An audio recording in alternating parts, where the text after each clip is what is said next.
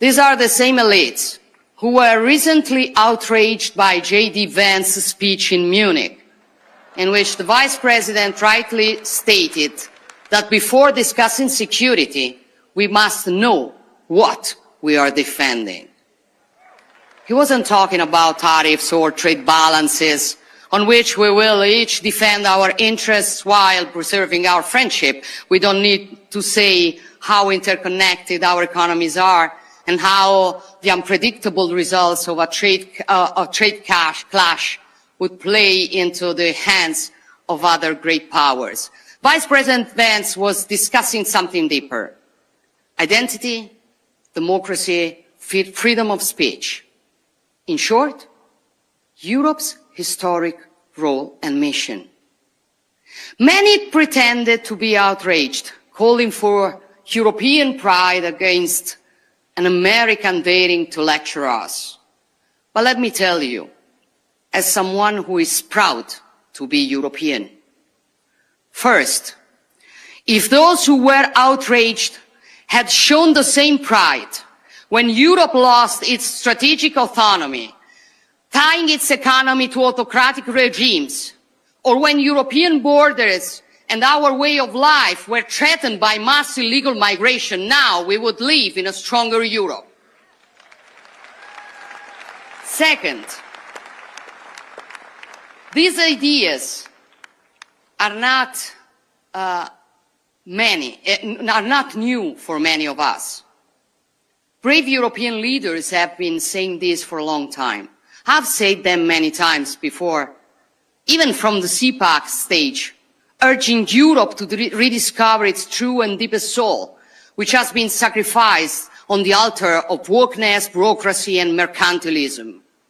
These are common sense ideas, now shared by a majority of European citizens, as election results have shown.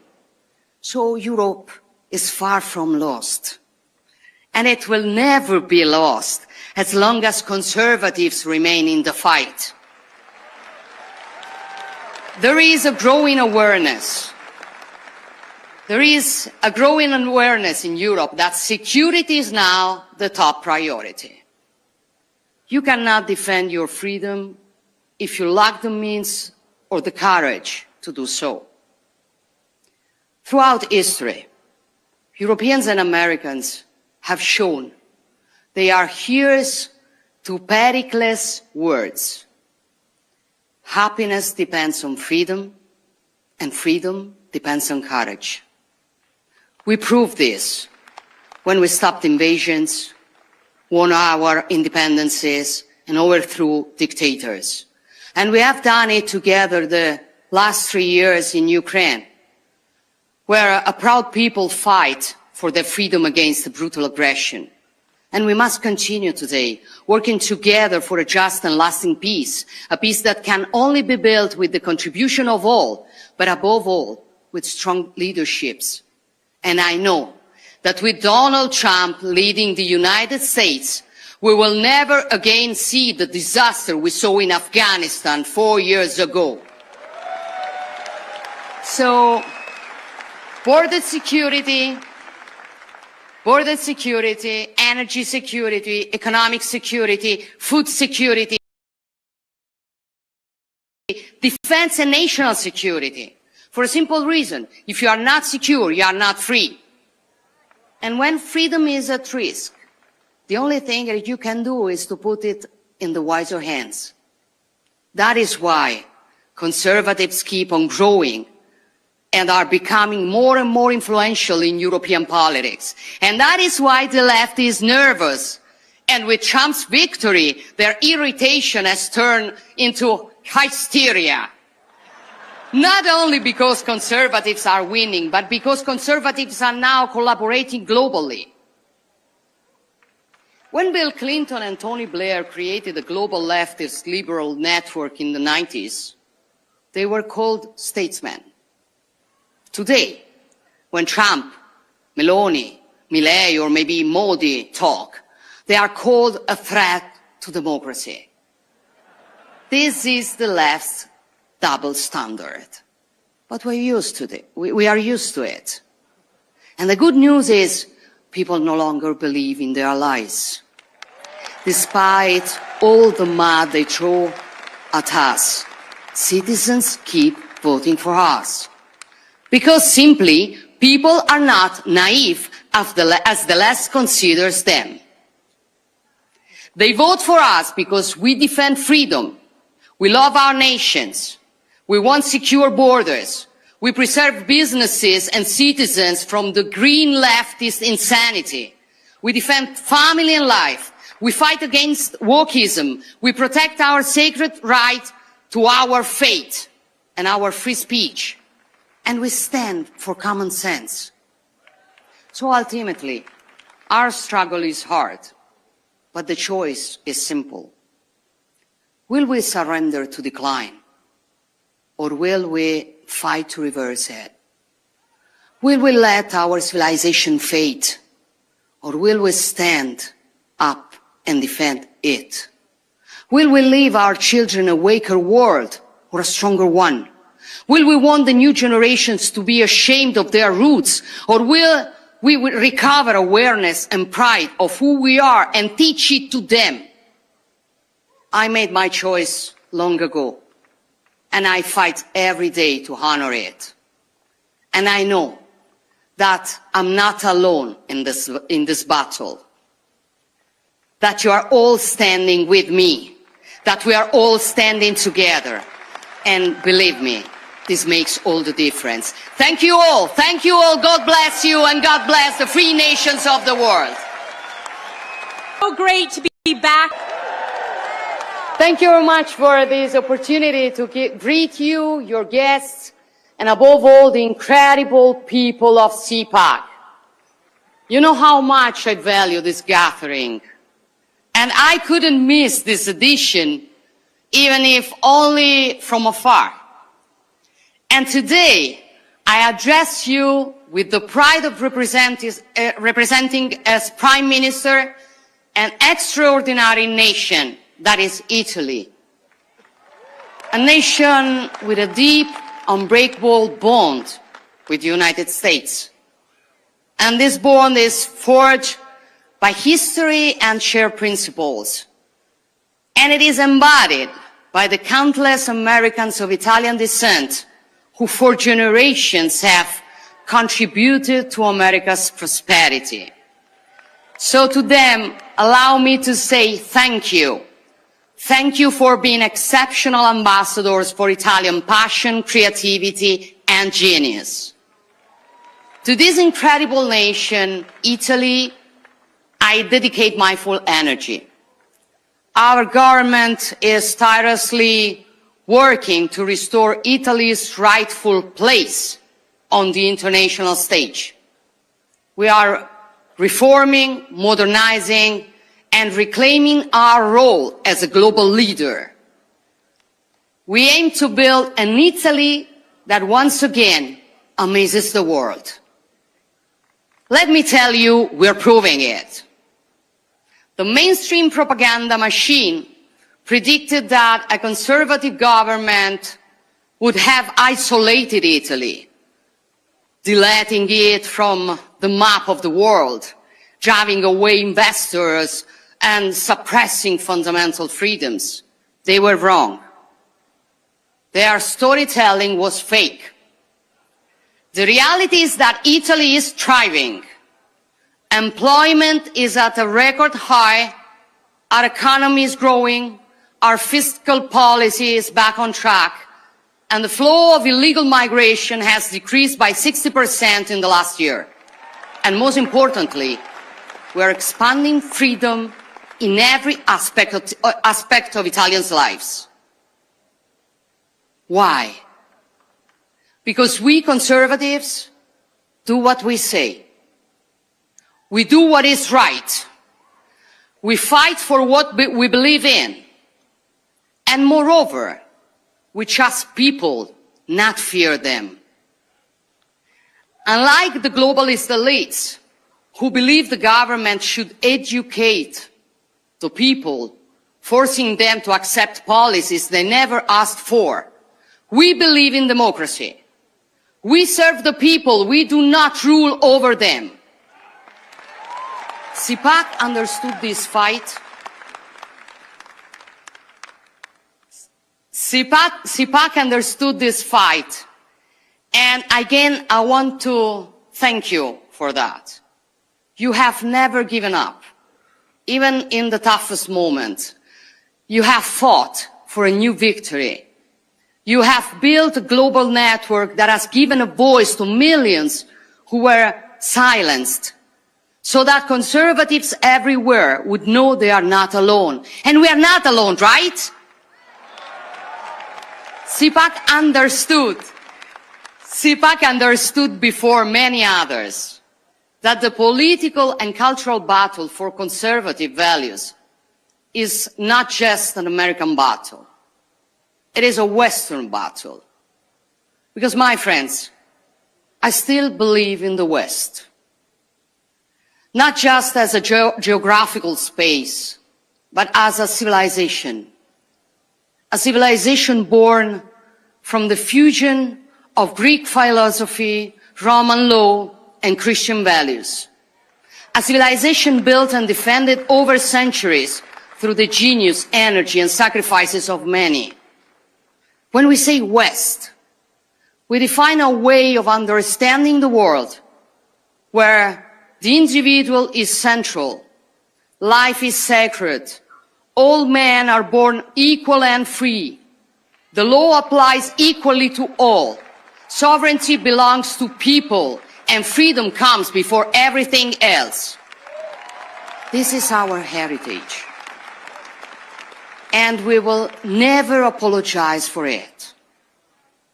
My question for you is, can this civilization still defend the principles and values that define it? Can it still be proud of itself and aware of its role? I think so. So we must say loudly and clearly to those attacking the West from the outside and those sabotaging it from within with virus of cancel culture and woke ideology, we must say to them that we will never be ashamed of who we are. We affirm our identity. We affirm our identity and work to strengthen it, because without a deep-rooted identity, we cannot be great again. The radical left wants to erase our history, undermine our identity, divide us by nationality, by gender, by ideology, but we will not be divided, because we are strong only when we are together. And if the West cannot exist without America, or rather the Americas, thinking of the many patriots fighting for freedom in Central and South America, then it also cannot exist without Europe. Our adversaries hope that President Trump will move away from us. But knowing him as a strong and effective leader, I bet that those who hope for divisions will be proven wrong. I know some of you may see Europe as a distant or even lost. I tell you, it is not.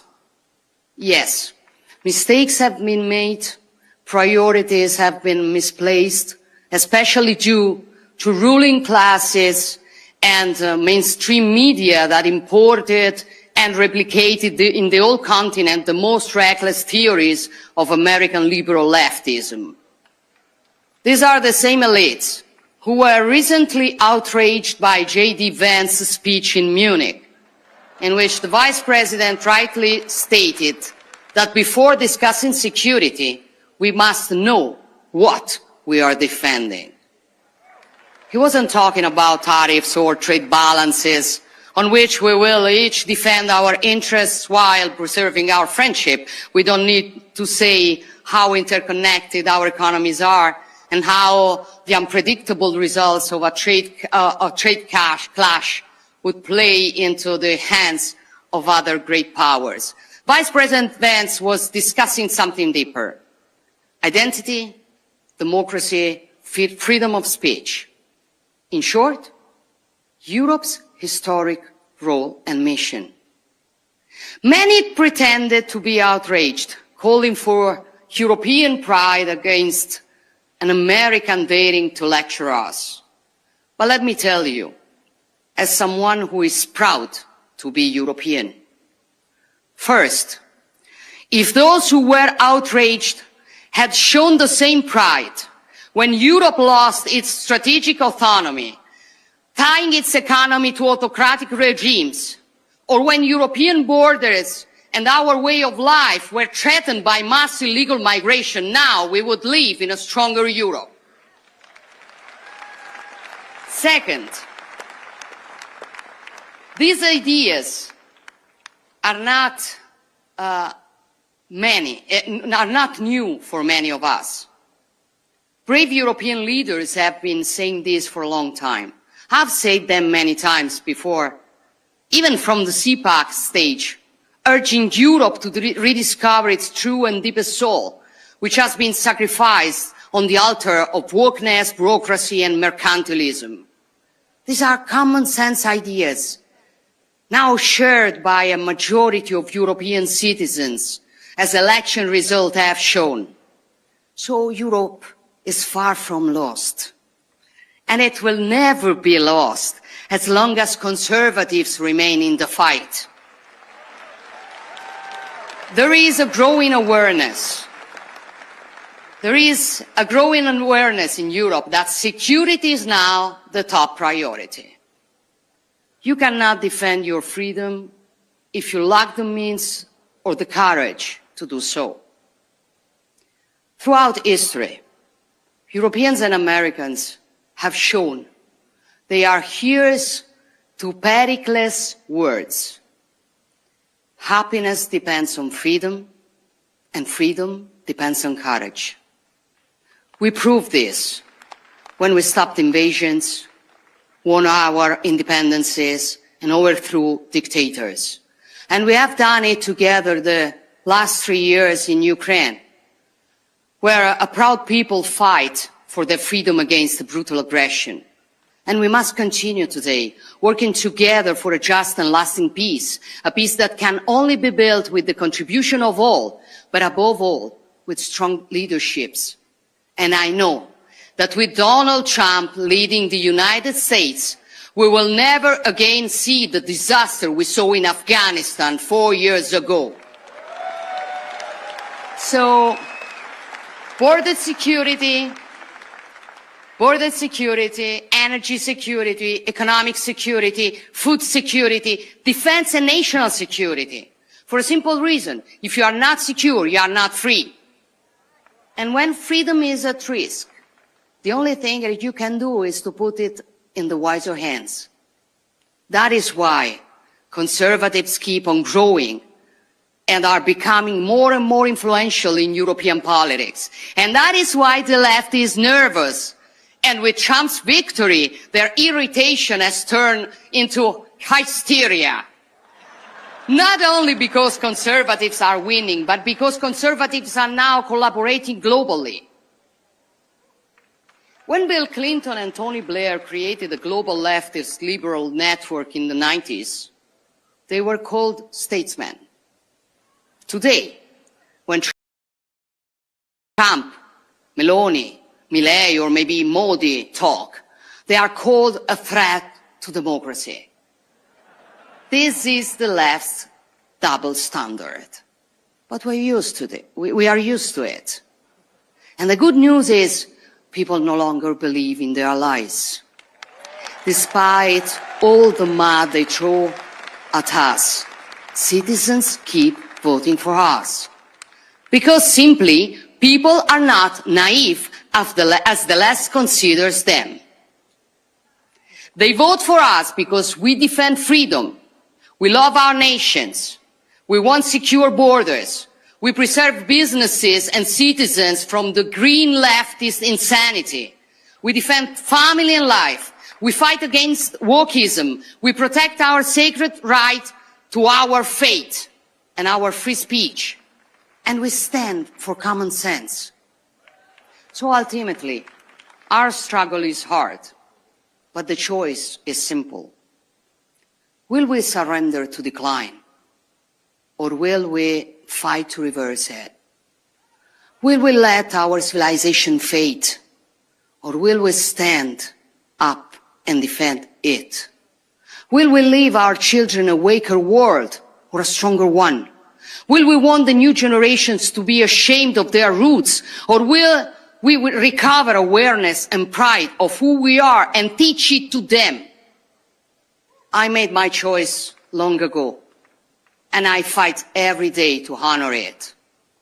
And I know that I'm not alone in this battle, that you are all standing with me, that we are all standing together. And believe me, this makes all the difference. Thank you all. Thank you all. God bless you, and God bless the free nations of the world. So great to be back at CPAC with the Republican trifecta. A Republican House, a Republican Senate, and of course, President Donald J. Trump in the White House. Now, we know none of this would have been possible without you, the American people. So I want to thank you for years of hard work, sacrifice, and dedication to fire Joe Biden, elect President Trump to save America. And believe me, we know, and in fact, no one knows this better than President Trump and his entire family, that this election was not easy.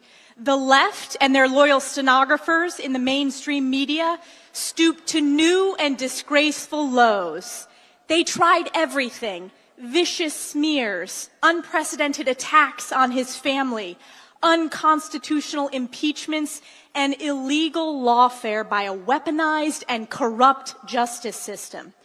President Trump even faced an assassination attempt in Butler, Pennsylvania. But by the grace of God, he prevailed, and we are here today. Americans know that God was truly watching over America and President Trump on that fateful day. We will always remember that day in Pennsylvania, just like we will always remember November 5th, 2024, the once-in-a-lifetime victory of the most important election in history.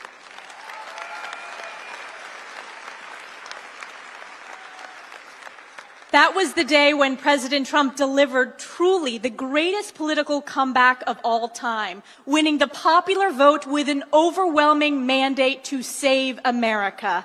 A mandate to make America strong again, safe again, healthy again, wealthy again, and to once and for all make America great again. And President Trump has wasted no time delivering on the promises he made to the American people. He has already accomplished more in 4 weeks than Joe Biden did in 4 years. The tremendous results speak for themselves. On day one, President Trump signed hundreds of executive orders securing our border, deporting illegals, unleashing American energy, ending woke DEI policies, lowering prices, increasing accountability, and ushering in a new golden age for the American people. President Trump rightfully declared a national emergency at the border and deployed the military, including the 10th Mountain Division from my home district in upstate New York, to secure our nation. Thank you to the soldiers and their families for saving our country and protecting our borders. Climb to glory, 10th Mountain.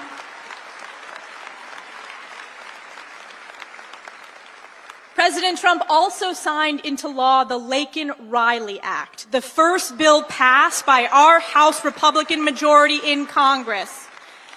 President Trump has ended catch and release, restored Remain in Mexico, restarted building the wall, and rightfully declared cartels as foreign terrorist organizations.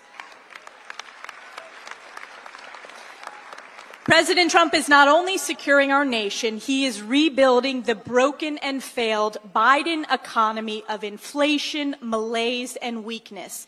President Trump is putting America first by demanding fair and reciprocal trade, unleashing American energy independence, cutting regulations, and demanding the government work for we the people as President Trump doges wasteful un-American spending.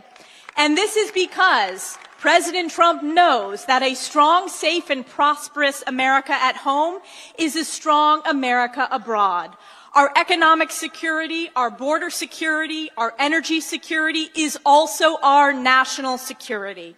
And the world is watching as President Trump reasserts his America First, peace through strength foreign policy. And I'm so honored to have been nominated by President Trump to serve in his cabinet as the United States ambassador to the United Nations as a part of this national security team. Our team is already hard at work on behalf of the President and the American people at Turtle Bay as I finish my work to enact his agenda in Congress on behalf of my constituents and the American people. When discussing this nomination with President Trump, the President shared with me that he sees great promise in the United Nations if it focuses on its founding mission of international peace and security. Just look at President Trump's record of international peace and security in his first term. He negotiated the historic Abraham Accords, the largest step to peace in the Middle East in over a quarter of a century. President Trump's maximum pressure campaign crippled Iran's capability to threaten instability in the region. His administration marked the only time that Putin did not invade another country. And there is no question that President Trump is the president of peace and deserves the Nobel Peace Prize for the historic achievements of his first term alone.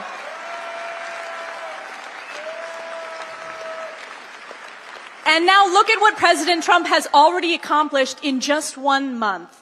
He secured the release of 6 American hostages in Venezuela, 2 Americans in Afghanistan, an American-Israeli citizen held in Hamas captivity, a Pennsylvania teacher in Russia, and an American citizen in Belarus. The world knows that it is only because of President Trump that the innocent hostages viciously taken by Hamas terrorists are finally coming home, including those today.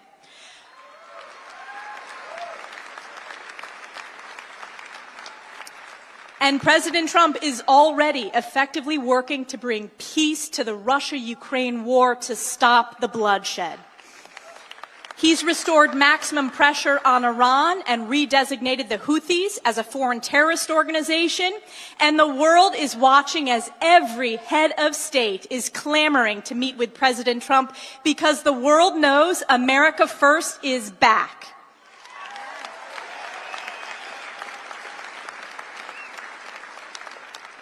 And at the UN, we are already at work with President Trump delivering results. We left the WHO, which covered up the truth about COVID. President Trump terminated the America Last Paris Climate Agreement.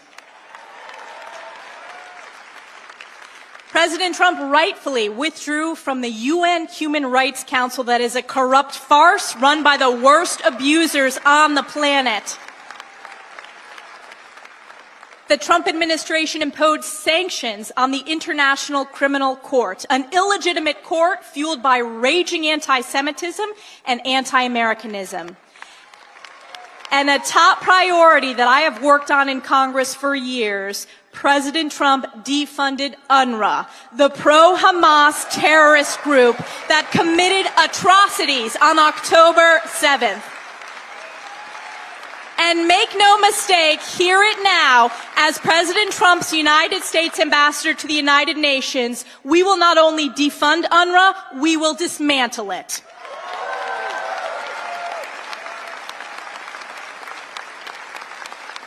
President Trump also reinstated the Mexico City policy to ensure our hard-earned U.S. taxpayer dollars do not support foreign organizations that perform or promote abortions around the world. The U.S. rejoined the Geneva Consensus Declaration to promote and strengthen opportunities for women and girls around the world and to protect the family as the fundamental unit of society.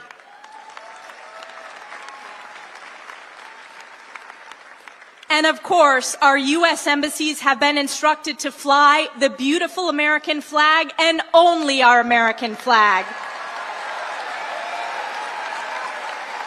This is moral leadership. This is strong leadership. This is President Trump's America First, peace through strength. Now, I want to ask you, let me ask you this question. Do you all remember that famous congressional hearing with the anti-Semitic university presidents from Harvard and Penn? I should say former presidents after my questions. 5 down and so many to go. And mark my words, that hearing is the type of strong moral leadership that I will deliver at the United Nations on day 1.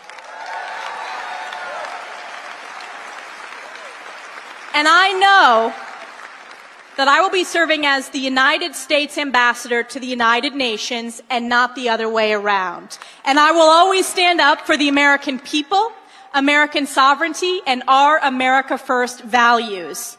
That means I will always defend America's most precious ally, Israel.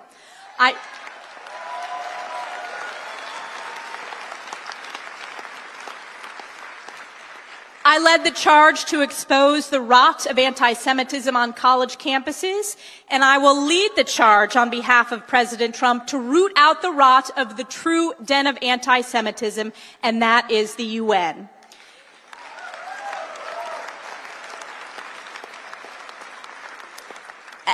This past week, we continue to see with crystal clarity that our fight to support Israel and eradicate Hamas is a fight between good and evil, light and darkness, life and death. The hearts of the world shattered to learn the horrific fate of hostages Oded Lifshitz, Shiri Bibas, and her 2 precious sons, Kafir and Ariel.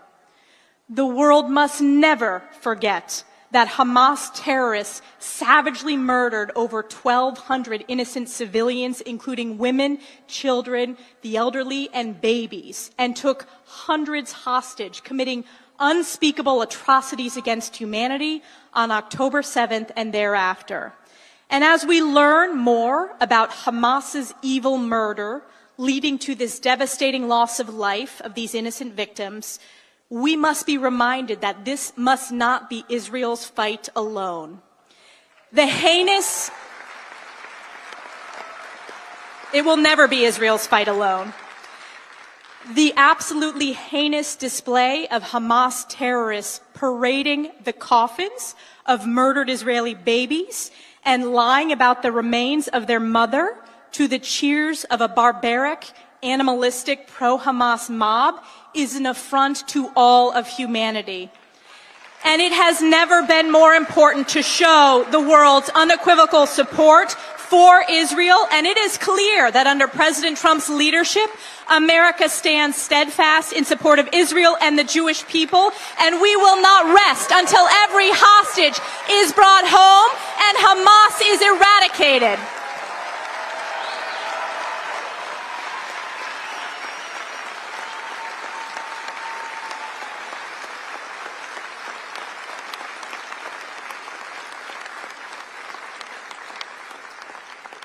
At the UN, I will also work with President Trump, Secretary Marco Rubio, Elon Musk, and the DOGE team to ensure every single dollar that we send to the United Nations is in line with the founding mission of actually promoting international peace and security. We will not fund terrorism, we will not fund corruption, we will not fund anti-Semitism, and we will not fund anti-Americanism.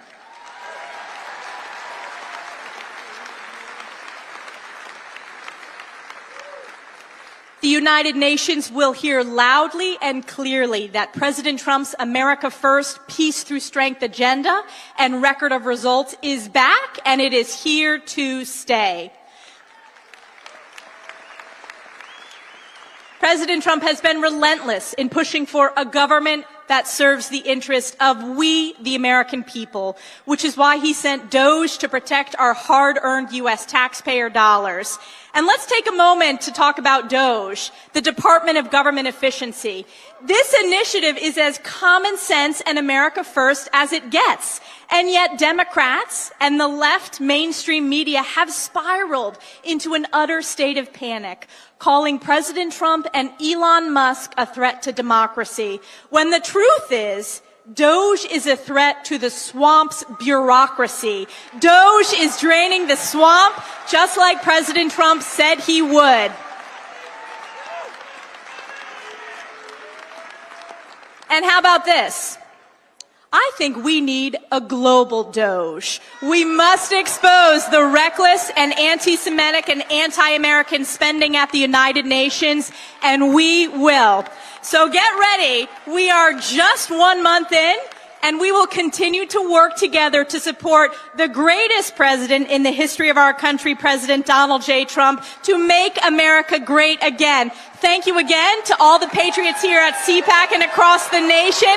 God bless you. God bless President Donald J. Trump, and God bless the United States of America. Thank you. It's hotter than ever. This place is packed. You got to see outside. They don't know what's happening. They have no idea what's happening. And a friend is here from Argentina, and a friend is here from Poland. Stand up.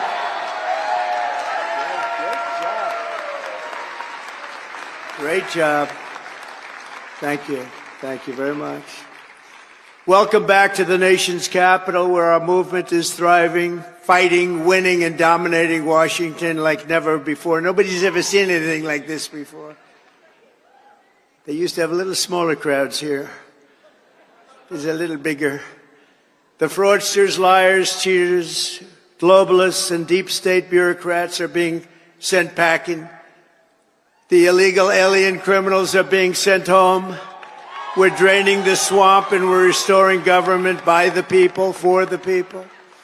For years, Washington was controlled by a sinister group of radical left Marxists, warmongers, and corrupt special interests who drained our wealth, attacked our liberties, obliterated our borders, and sucked our country dry. Not any longer. But on November 5th, we stood up to all the corrupt forces that were destroying America. We took away their power. We took away their confidence. They lost their confidence. You know, do you ever watch? They lost their confidence. Oh, it's so nice to watch. And we took back our country, and we must be doing something right, because we've got the highest poll numbers that I've ever had and that any Republican president has ever had.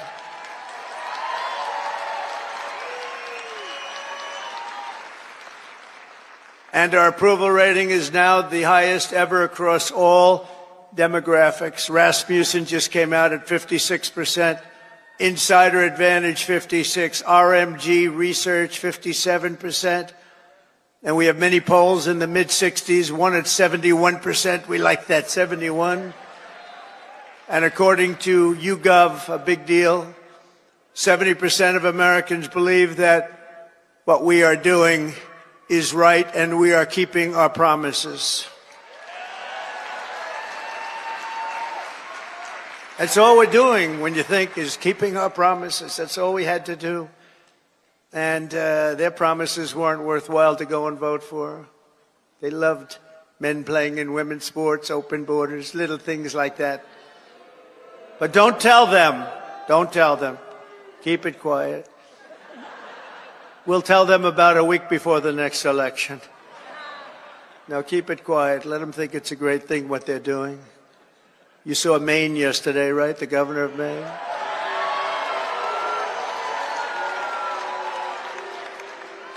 She's fighting to keep men in women's sports. You ever see what happens to a woman when a woman boxes a man who transitioned to womanhood? Did you ever see what happens? It's not pretty. It's not pretty. Let her do that fight. Let them all do that fight. Because I think that's about a 90-10 issue, and I can't figure out who the 10% are. Nobody can. So today I want to say thank you to all of the incredible patriots of CPAC and all of the incredible patriots in our country. 77 million, and it's actually much more than that because despite that, they cheated like hell. It was just too big to rig. It was too big to rig. 77 million. Remember, you used to go, I said, look, we're leading in the polls by a lot. Don't believe the polls. Just go and vote. You got to vote. We're going to make it too big to rig. And they tried, but it was too big to rig. One of the great statements. We love it because everybody went and voted. We fought through hell together, but in the end, we achieved the great liberation of America. We're liberating our country right now. We're doing all these things that you're reading about. We're liberating our country. I first spoke to this gathering 14 years ago, and I won your straw poll. I didn't know anything about a straw poll. They took this big straw poll, and I won by like 27 points. And I figured, you know, that's good. Maybe I should keep doing it, and I did. And I became president. Isn't that great? Who would think? Who would think? But he became president, too. He's a MAGA guy, too. Make Argentina great again, right? Make Argentina great again. I kept hearing about this man. I kept hearing about this man in beautiful Argentina, and it is beautiful, but boy, did it have inflation. Inflation made it less beautiful. I hear you're doing fantastically. We're very proud of you, actually. And make Argentina great again. Thank you very much. Great honor to have you. But now it's my honor to address you for the first time as your 47th President of the United States. Great honor.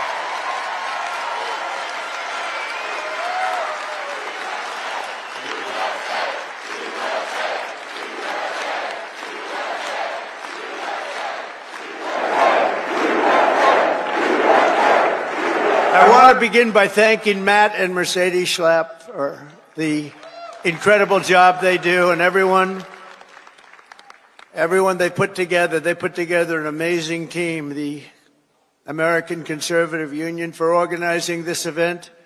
You have some big players here. Senator Ted Cruz, Eric Schmidt, Jim Banks of Indiana. Where's Eric? Where is Eric? Is it? Hello, Eric. You can see Eric anywhere. If he's right in the back of the room, he stands up. They're all good. These are great people. Representatives Riley Moore, James Comer, Harriet Hagerman, Byron Donalds. Our great Attorney General, she's going to be great, Pam Bondi. Where's Pam? I don't know where she is. So many people. So many people. Secretary Doug Burgum. Secretary Chris Wright. Oh, he's going to get that energy out of the ground. Secretary Scott Turner. Our next ambassador to the United Nations, Elise Stefanik, who just gave a great speech, by the way. A very good friend of mine. Is this guy central casting, though? Tom Homan. Is he central casting?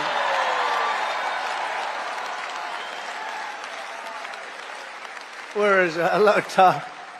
Are you? Well, I love that. How could I love a guy like that? But I do.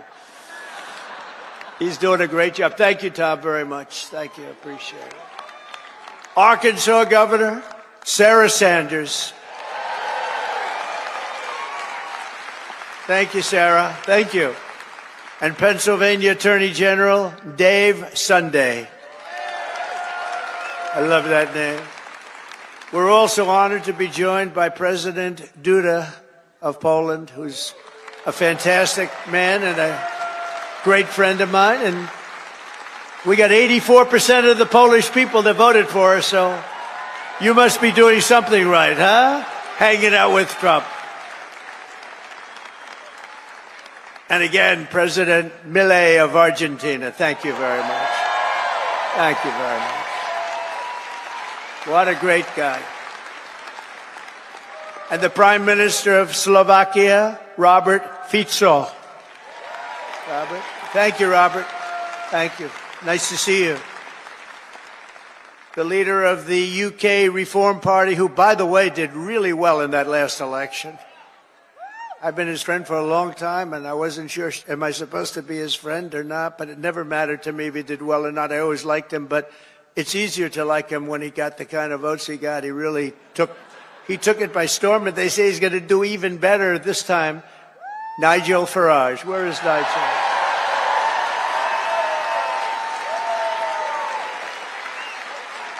Thank you, Nigel. Thank you. What a great guy. The leader of Spain's Vox Party, Santiago Abascal. Thank you, Santiago. Thank you. Thank you very much. I thought that was you. Thank you very much. Great job you're doing. And a friend of mine, Eduardo Bolsonaro of Brazil, the Chamber of Deputies. Thank you. Thank you. Say hello to your father. Thank you very much. Great family. Great gentleman and a great family. And our great First Lady, Melania, is watching us right now on television. So give her a hand. Give her a hand. Whoa.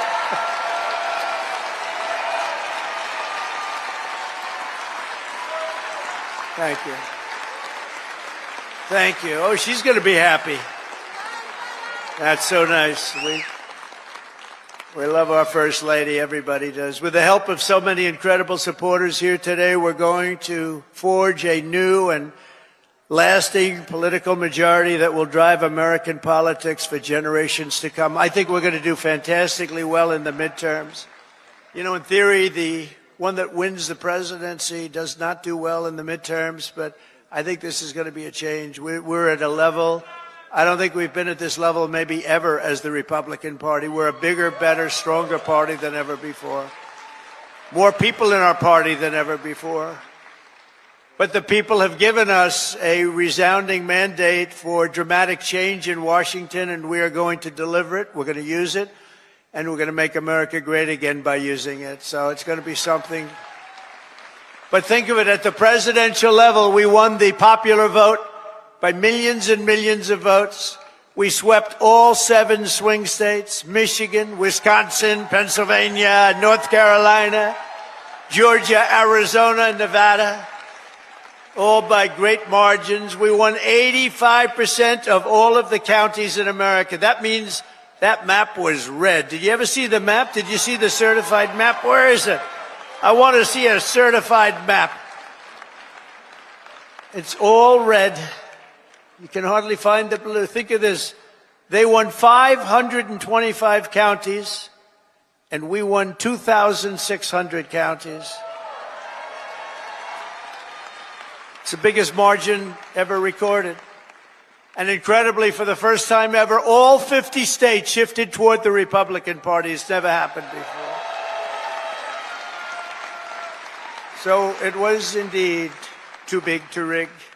We won the largest number of African-American votes in Republican history, by far. We won the largest number of Hispanic-American votes, any Republican ever. Hispanic Americans, we love you. The energy, the brilliance of Hispanic Americans. We won all of the cities and towns along the Texas border, whereas before I ran, we won none. We never used to win any. I got a call from our great governor of Texas who said, President, you just won every single town along the Texas border to Mexico. I said, oh, is that good? He said, it hasn't happened since Reconstruction. I said, define Reconstruction for me. He said, that means essentially the Civil War. That's a long time. But that was when I first heard about it, actually. Our party has become the proud voice of hardworking citizens of every race, religion, color, and creed. And I think one of the main reasons, not that we're conservative or not that we're anything else, we are the party of common sense. It's about common sense, right? It's all about common sense. Over the past month, we've confirmed an all-star team of warriors, patriots, visionaries, and put the America First agenda into action. I see Doug Burgum sitting right over there. I tell you, he was so good. I looked at him. I said, I got to have him here. I got to have him. He was a great governor. He's involved with a little thing called energy. He's got the Department of Interior, and Chris Wright has the Department of Energy. So Chris has no energy, and Doug has all of the energy. Chris has more interior, but he doesn't have. So I merged them. So now you have an energy guy, and you have the guy with all the energy, and you're going to drill, baby, drill, aren't you, huh? Drill, baby, drill. And Catherine, stand up. His wife is incredible. She is such an incredible woman. Incredible woman. You got very lucky, Doug. It's good to be successful, isn't it, Doug? She's an incredible woman. He's an incredible guy. In addition to the great cabinet secretaries we have here today, we confirm Secretary of Defense Pete Hegseth to end the woke insanity and rebuild our military. Pete is fantastic. Thank you. To stop the weaponization of federal law enforcement, I know about that, I think, better than any human being on earth. This week, we swore in a new director of the FBI, somebody that everybody wanted, Kash Patel.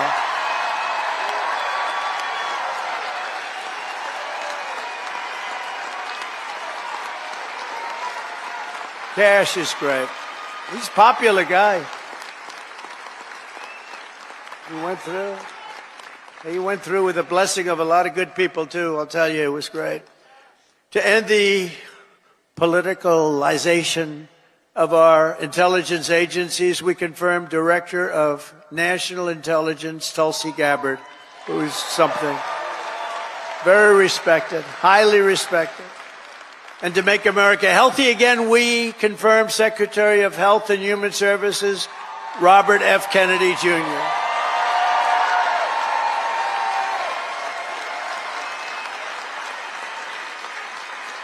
Great guy. We need him. We need him. You know, there's a number on autism as an example with children, autism. And you go back 15 years, it was from 10 to 20,000. You had like 1 in 10 to 20,000. Some say 10, some say 20, but it was in that vicinity. That's a big vicinity. Now it's 1 in 36 babies have autism. 1 in 36. Think of it. It was 1 in probably 20,000 people. Now it's 1 in 36. There's something wrong. Something's wrong. And Bobby is going to find it. Working with Dr. Oz, by the way. Working with Dr. Oz.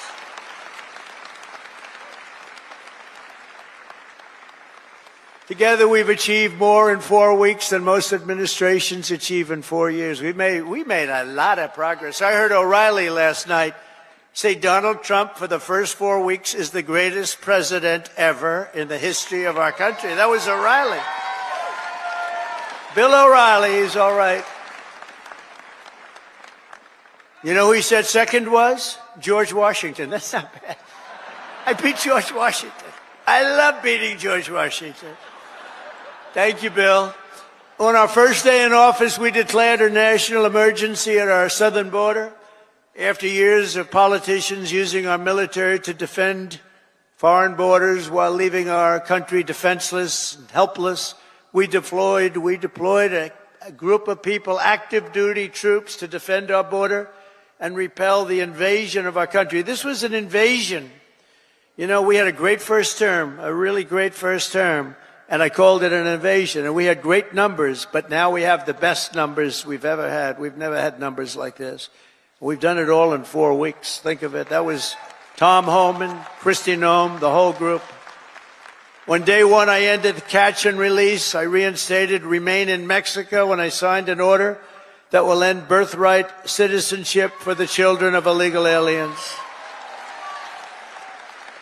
Because it wasn't meant for these children. It wasn't meant for people that escaped or invaded. came into our country illegally. It was meant for the children of slaves, because when it was done many, many years ago, it was during a very tough period in this country's history, and that was meant for the children of slaves. I wish people would understand that so they could get this thing approved and we don't have millions and millions of people coming into our country and they shouldn't be here. This week I also canceled temporary protected status for migrants from Haiti. They're pouring into our country, pouring in. If I weren't elected president, there'd be nobody in Haiti anymore. They were pouring in at levels from other countries too, all over Africa, the Congo, all over South America. And they were coming in from prisons and mental institutions and insane asylums, jails, and gang members. And you have to see gang members, drug lords, people that are drug addicted. They were sending them all into our ridiculous and very stupid Biden open border. Our border czar was Kamala. Haven't said that name in a while. I haven't said that name. No, I haven't said that name in a while. Kamala.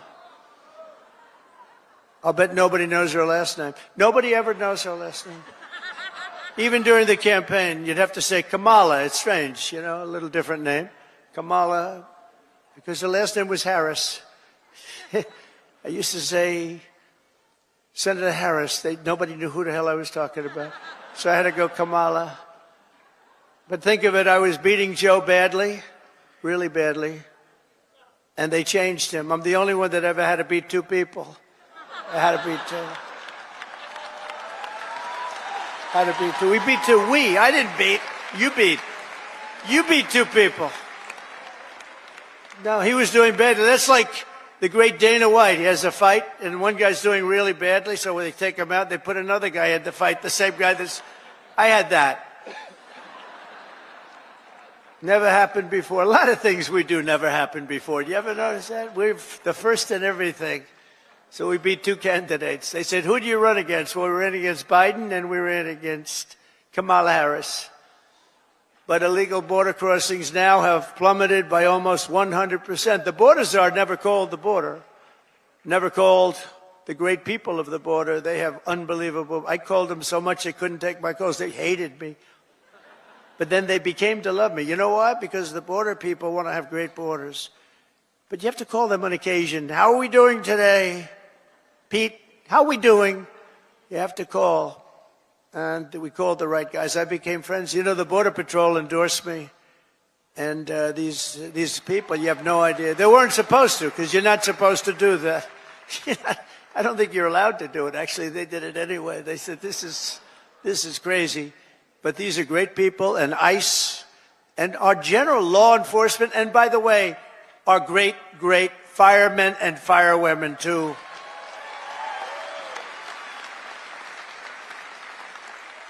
They were great. They all endorsed us. With the police, we got high 90s in terms of, and many of them were unionized, you know. We have a young lady who's right now going for the Department of Labor, and she tends to be a little bit on the slightly left of center. And everybody said, why did I do that? I said, you know why I did that? Because unions like her and labor likes her and a lot of people like her, and she's very solid, very strong, and she's going to do the right thing. But they all voted for us. They didn't vote for me, they voted for us. We got the Teamsters, we got the firefighters, we got the police, we got the auto workers, were so great. We had tremendous support, so I think it's nice to give them a person in the center, because that's what she's going to be very good, I think. But a lot of people say, why'd you do that? I said, because I want to do something nice for these people that voted for me. Oh, gee, what a great political move that was. Now they're all saying, what a great political move. No, it's all common sense. Remember that. Remember that. Sean O'Brien was fantastic. The whole group, they were great. Over the past few weeks, we've begun the largest deportation operation in American history, larger even than that of President Dwight D. Eisenhower, a very moderate man, but He was very strong on that. He didn't like people running into our country and taking over our country. I'll tell you, I had 4 years. I don't know if you had this. I couldn't stand it. Don't get angry. Donald, don't get angry, please. I couldn't stand it. Watching these people come in from jails and mental institutions and the worst criminals in the street, gang members being dropped off in buses and bussed into our country. I couldn't stand it. So I said, I'm going to run for president again. And now we don't have that problem. Now we don't have that problem anymore.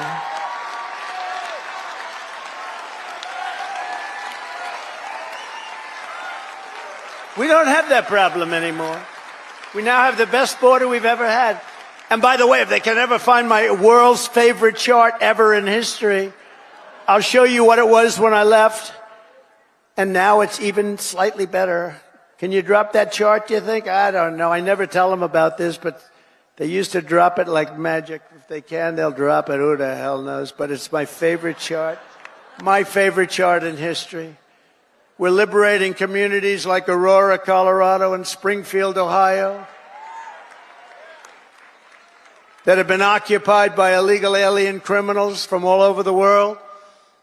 We're rescuing the Americans whose jobs have been stolen, whose wages have been robbed, and whose way of life has been absolutely destroyed.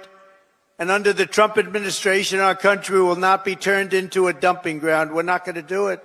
We're going to have a great country again. It's going to happen soon, a lot sooner than you think, and we're going to have so much money coming in from tariffs. Oh, you're going to say, your senators and your congressmen are going to say, please, sir, please, you're making us look so bad. We have so much money coming in. I didn't know this was going to happen.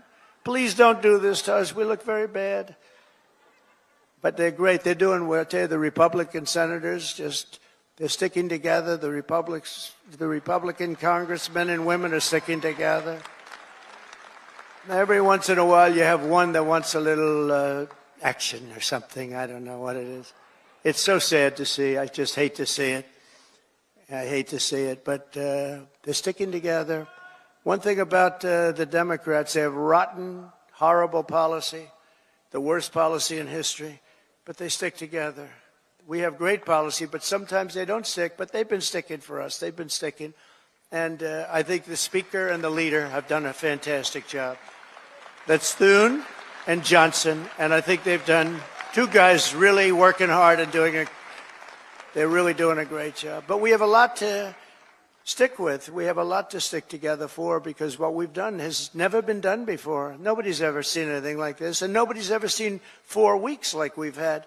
Especially the 4 weeks, the first 4 weeks. You know, that's like if you golf, when you sink that first 4-footer in the first hole, it gives you confidence. On the next hole, you sink another one. Now you go into that third hole and you can't, and by the time you get to the fifth hole, you feel you can't miss, right? Like a baseball player, he gets up and he hits our first one, and then the second at bat, he hits that one. And, you know, and we have great confidence, and they've lost their confidence, as I said. They've really lost their confidence. I watched them. They're really screwed up. I watched this MSNBC, which is a threat to democracy, actually. They're stone cold mean, but they're stuttering. They're all screwed up. They're all mentally screwed up. They don't know what. Their ratings have gone down the tubes. I don't even talk about CNN. CNN's sort of like, I don't know, they're pathetic, actually. But MSNBC was mean. Their ratings are absolutely down. This Rachel Maddow, what does she have? She's got nothing. Nothing. She took a sabbatical where she worked 1 day a week. They paid her a lot of money. She gets no ratings. I should go against her in the ratings, because I'll tell you, she gets no ratings. All she does is to talk about Trump, Trump, Trump, Trump, Trump. All different subjects, Trump this, Trump that. But these people are really, I mean, they lie. They shouldn't be allowed to lie every night. They are really a vehicle of the Democrat Party. They should be paying. Is that Gordon? Yes, is that Gordon? The great Gordon Chang? Is that Gordon? Stand up, Gordon. Wow. We have everybody here today. Thank you very much. How am I doing on China? Am I doing good? Am I doing good on China? Tell you one thing, nobody's ever done like I've done on China. Nobody ever let people know what was happening with respect to China. And I happen to like President Xi, and I have tremendous respect for the people of China, love the people of China. But we've been treated very unfairly by China and many other countries. And we're not being unfairly treated anymore. We had that down to a science in the first term, and then they lost it. You know, we lost over $1 trillion to China this last year under Biden, crooked Joe Biden. What do we like better, crooked Joe or sleepy Joe? Ready? Ready? Crooked Joe or sleepy? Ready? Crooked Joe. Sleepy Joe. Got to stay with crooked. He had one ability that I didn't have. He could do something that I couldn't do. I don't say that because he was a horrible golfer. Remember, he challenged me during the debate to a golf match? He said, I'm a 6 handicap. I said, you're not a 36 handicap. He said, he's a 6. And then he said, well, I'm 8. Remember? I said, that was quick. Picked up 2 strokes. He said, no, I'm an 8. But he's not a 36 handicap. But he had one ability that was amazing. He could go with cameras on him, television, fake news on him, probably because he knows they wouldn't cover it badly. You know, they covered him as well as you can cover him. How the hell can you cover the guy well? But he had this incredible ability. He could barely walk in the sand. Somebody thought he looked great in a bathing suit. And he'd walk in the sand pulling a thing that weighed about 6 ounces. You know those aluminum? See, aluminum's very good. You can, a child, it's meant for children and very old people to lift, right? So he would put it down, and he'd put it down, and he'd fall into it, and he'd immediately fall asleep in front of the media. I could never do that. That's the only thing. That's the only thing. I could never do it. No, he was Sleepy Joe, but he was crooked as hell. You know, there's no question. He was a sleepy, crooked guy. Terrible, terrible president. He was the worst president in the history of our country. I don't care, I'll say it. Jimmy Carter passed away recently, and he passed away a happy man.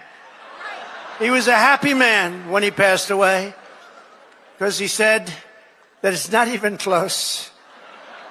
Joe was the worst, and believe me, I have to clean up the mess. I'm cleaning up the mess, and it is a mess on the border with inflation.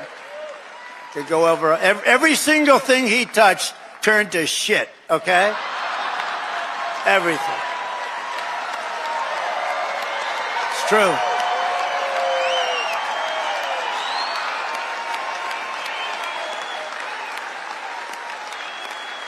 It's true. That's true. Now Franklin Graham's angry at me. You know that. Franklin wrote me a letter. He said, I love your speeches. I love them so much. But they'd be better if you would never use foul language. And I told him, I said, Franklin, you know, Franklin Graham's a great guy, by the way, does a great job. The son of the great Billy Graham, right? But I said to Franklin, you know, sometimes you need it for emphasis. And he said, no, they'd be even better if you wouldn't use any bad language. That's not really a terrible word, you know. But that's a much more appropriate word, a better. What word would I use to describe? What word could I use? It's and we have to be truthful too. So you know, all countries are now taking their illegal aliens back, even those that stated strongly, "We will never take them back. Don't ever send them to us." But they said that during the Biden administration. They never said it during my administration. Venezuela's taking them back. Colombia's taking them back. Remember, Colombia said, we will not take them back, he said. And within about 13 minutes, I think, we would love to take them back. In fact, we will send our planes to pick them up. Remember? And they said, what happened? What happened? And you see these Venezuelan planes loaded up with some real nice people. You wouldn't have wanted to be the pilot on any of those flights. But they know we're not playing games, and just this week I officially designated bloodthirsty cartels and murderous gangs as foreign terrorist organizations, something which Biden didn't want to do and nobody wanted to do. It's true. The full might and power of the federal government will now be dedicated to eradicating MS-13, Tren de Aragua. That's the Venezuelan prison gangs. These are very nice fellows. The only thing good about them is they make our criminals look like nice people. It's true. Remember when they used to say, people that come in from foreign countries are nice people. These are wonderful people. These are good people. They're not murderers. They're not terrible. These people make us look like babies, okay? You know the Hells Angels? They're among the nicest people on earth when you compare them to these thugs. And the Hells Angels actually love our country, if you can believe that. They actually do. But their members and their leaders in the United States will be hunted down.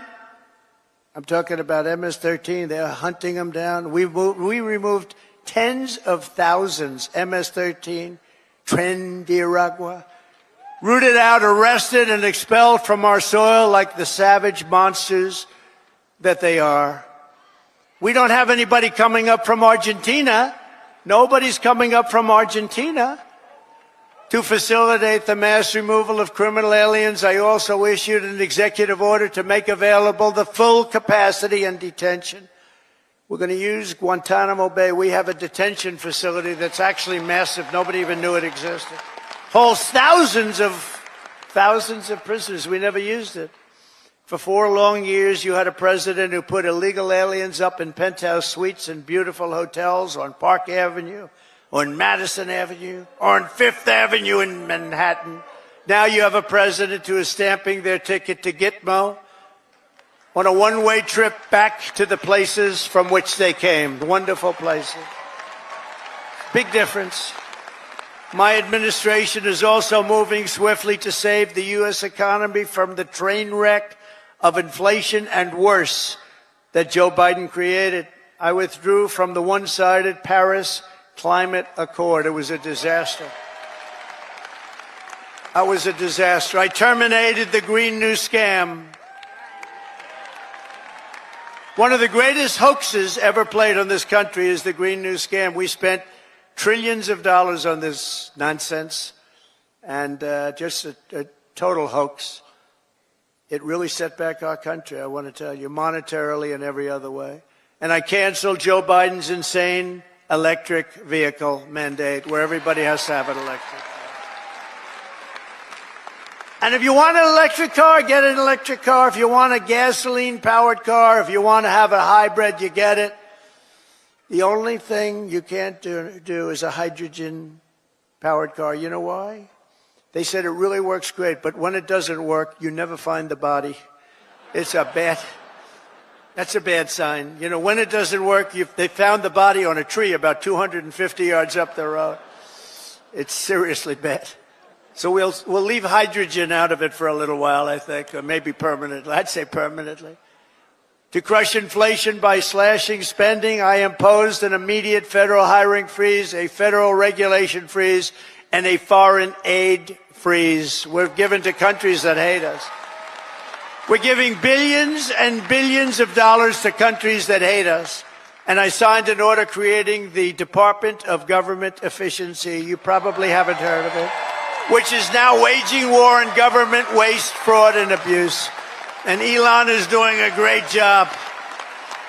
He's doing a great job.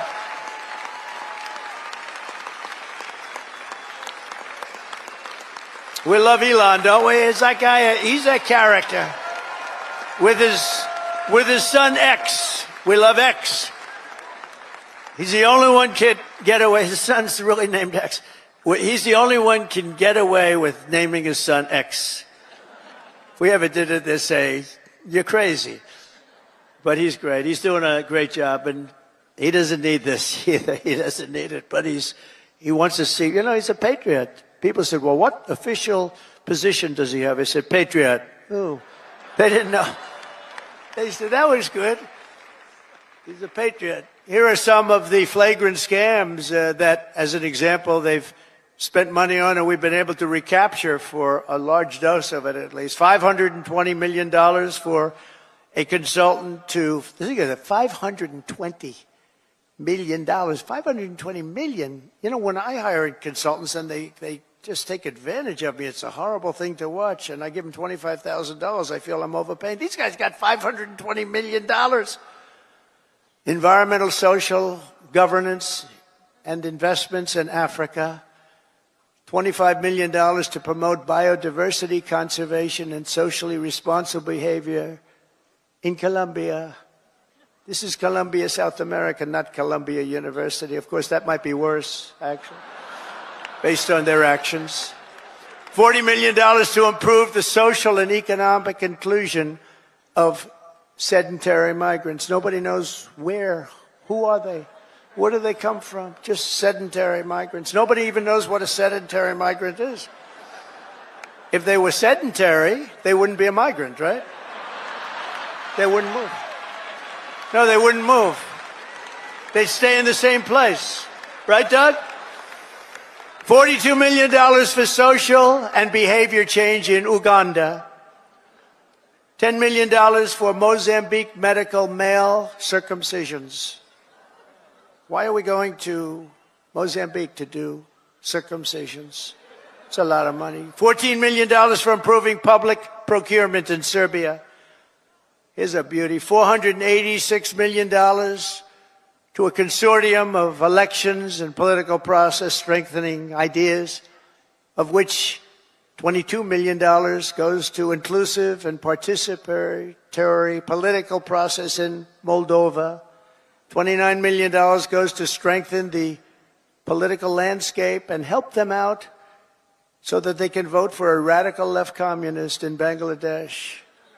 You had to see who they supported. You wouldn't believe, yeah, you would believe it.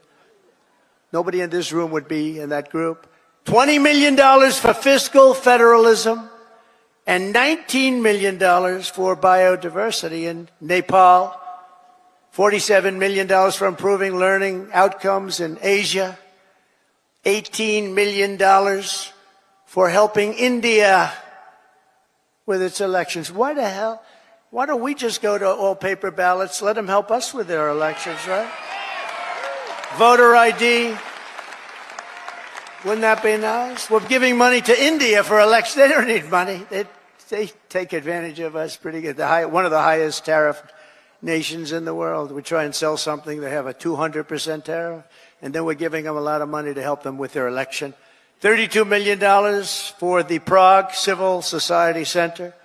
$14 million for social cohesion in Liberia. $9.7 million to develop a cohort Cambodian youth with enterprise-driven skills. Think of that. Millions of dollars for sex change operations in Guatemala. $20 million for Sesame Street in Iraq. They put on a little play on the street. $20 million! You could do it on Broadway and have $19 million left over.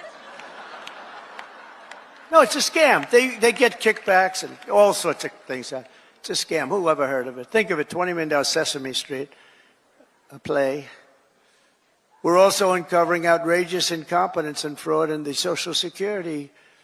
We have, look, let's assume that people, generally speaking, in our case, and everybody in this room, we're going to all live way over 100, but this is a little ridiculous because not too many people are going over 100. Everybody, hopefully, in this room will. But there are in the Social Security ranks and files. And what we're doing now is finding out, do they get paid? Do they get paid? In other words, is somebody taking all of this money? So they have over 100 to 109, 4.7 million Social Security numbers. Think of that, from people whose age is over 100. 3.6 million people whose age is over 110 years. 3.47 million people who are over 120 years of age. 3.9 million people whose age goes from 130 to 139 years of age. 3.5 million whose age goes from 140 to 149 years old. 1.3, see, it's coming down now slowly. No, it's all a scam. The whole thing is a scam. 1.3 million people, 1.3 who are over 150 years of age. And over 130,000 people are listed on our Social Security rolls as over 160 years of age. Now the final is at 1,039, so now we're down into reasonable numbers. 1,039 people are listed between the ages of 220 years old to 229. And we have one person who's listed at 241 years of age. And we have one person listed at 360 years of age, an all-time record, and our country's 250 years old. So that person's substantially older than our country. Under our administration, there will be no tolerance for Social Security fraud. We will not allow anyone to cheat our seniors, and those who will do that will be prosecuted by Pam, Bondi, and others. We are also going to Fort Knox. I'm going to go with Elon. And would anybody like to join us? Because we want to see if the gold is still there. We want to see. Wouldn't that be terrible? We open up this Fort Knox. It's just solid granite that's 5 feet thick. The front door, you need 6 musclemen to open it up. I don't even think they have windows. Wouldn't that be terrible if we opened it up and there was no gold there? So we're going to open those doors. We're going to take a look. And if there's 27 tons of gold, we'll be very happy. I don't know how the hell we're going to measure it, but that's okay. We want to see lots of nice, beautiful, shiny gold in Fort Knox. Don't be totally surprised. We open the door, we'll say, there's nothing here. They stole this too. Now, we have a very corrupt group of people in this country, and we're finding them out. We're removing all of the unnecessary, incompetent, and corrupt bureaucrats from the federal workforce. That's what we're doing. And under the buyouts, we offered federal employees more than 75,000 federal bureaucrats, think of that, have voluntarily agreed to surrender their taxpayer-funded jobs. We want to make government smaller, more efficient. We want to keep the best people, and we're not going to keep the worst people. And, you know, we're doing another thing. If they don't report for work, we're firing them. In other words, you have to go to office. Right? Right? Look at her. If you don't report to work, you know, that's another scam. You know, who the hell, if I'm staying home, I'm going to, let's see, my golf handicap would get down to very low number. You'd be shocked if I told you the real number. But I would be so good, I'd try and get on tour. I would be so good. I'd call up, I'd say, listen, I'm really working here. Where are my clubs? Where are my clubs? Either that or, in many cases, they have second jobs while they're getting paid by us. So one of the reasons they're leaving is because they don't want to have to show that. And we're demanding to see that information. How many jobs have you had? Who paid you while you were working for the government? And we are demanding that people, if they work for the government, they have to show up and sit in an office and do their job, right? And we've also effectively ended the left-wing scam known as USAID, the agency's name. Has been removed from its former building, and that space will now house agents from Customs and Border Patrol. Beautiful. And at the ultra-left CFPB, which was terrible. So many people have been hurt by that. I used to get calls from lending officers, from owners of small banks, and they were almost crying. What they did to those people, they destroyed them, put them out of business. It was established by Elizabeth Pocahontas Warren. Does anyone know? Remember the Pocahontas scam? I'm an Indian, therefore I'm entitled to be a senator. I'm an Indian. She said, could we see proof of that, please? She said, well, the only proof I have is my mother said I have high cheekbones. Oh, that's no good, right? Remember she went out? I really spooked her, I tell you. Remember she went out, she couldn't take it anymore. I was calling her Pocahontas, Pocahontas. Everyone knew she was not an Indian. I had more Indian blood than her, and I have no Indian blood. I'd be honored to, but I don't have any, but I had more than her. Do you remember she went out and she had a blood test? And it came back and she was so happy because it said 1,024th. That means everybody in this room had more than her.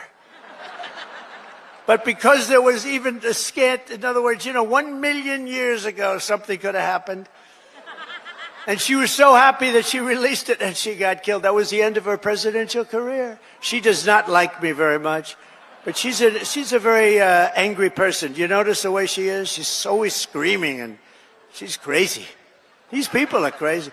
The radical left is meaner. Yes. I don't know what it is, Doug. They're meaner than us, aren't they? We're like normal people. We're smart, we get our word, but we don't go crazy. Of course, they'll take my little rant from 15 minutes ago, the fake news. He lost control on the stage. He lost control.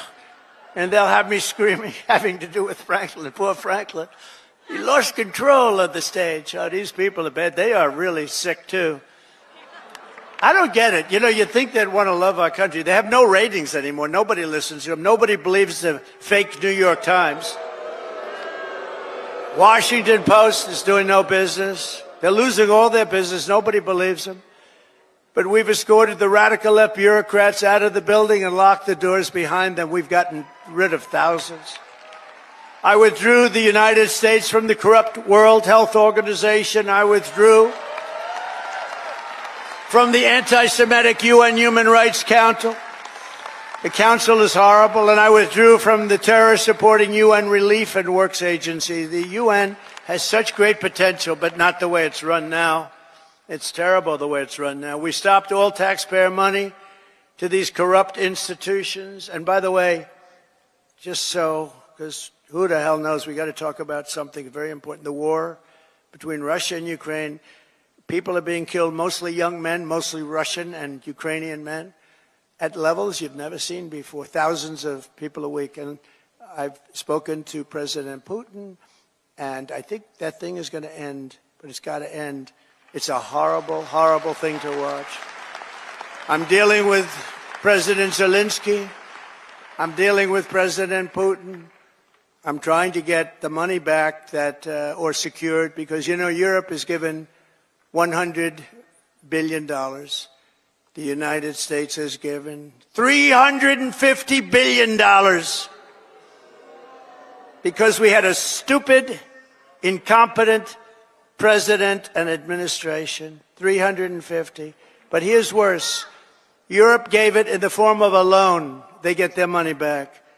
We gave it in the form of nothing. So I want them to give us something for all of the money that we put up. And I'm going to try and get the war settled, and I'm going to try and get all that death ended. So we're asking for rare earth and oil, anything we can get. But we feel so stupid. Here's Europe. And it affects Europe. It doesn't really affect us, except we don't like to see two things. Number one, how Biden got us into this thing in the first place. Terrible. But why is it that he didn't ask for equalization? Europe should put up more money than us. But even if you said the same thing, how come we went so far out front? And he didn't know that Europe gets his money back. They did it in the form of a loan. We don't get our money back. We get nothing. So we're getting our money back. We're going to get our money back because it's not fair. It's just not fair. And we will see. But I think we're pretty close to a deal, and we better be close to a deal, because that has been a horrible situation. It would have never happened if I were president. And by the way, October 7th, Israel would have never happened if I was president, too. It would have never happened. Iran was broke. They had no money for Hamas or Hezbollah. They had no money to give. Everybody knows that. Jewish people in the audience know that. Iran was broke. They were not giving money around. And when I got out, they took all the sanctions off Biden, and Iran became rich very quickly. With oil, you can become rich very, very quickly. And the the rest is history. What a horrible thing. Even though the hostages are coming back, I saw it this morning where we got 6 more back. Biden got none back, by the way, just so you understand. None. 0. He would have never gotten any of them back. But they're coming back in pretty bad shape. It's a horrible thing, and many are dead. Many are dead. So we'll see how that all ends up, but it's a horrible thing. But I just want you to know we're working on that. That's a very big part of it. And I don't like talking about it because we're in the middle of negotiations, but it's a very, very sad, would have never happened. There was no way. Russia was never going to go in, and they went in because of a lot of reasons, and so many people are dead. Far more people are dead than you're reading about. You know, when they blow up all these cities, all those cities they look like demolition sites. Every single building is down. All of those beautiful golden towers that are 1,000 years old, they're lying on the ground in smithereens, blown to smithereens. There's nothing left of them. They're just lying on the ground, never to be rebuilt again, not possible to rebuild them again.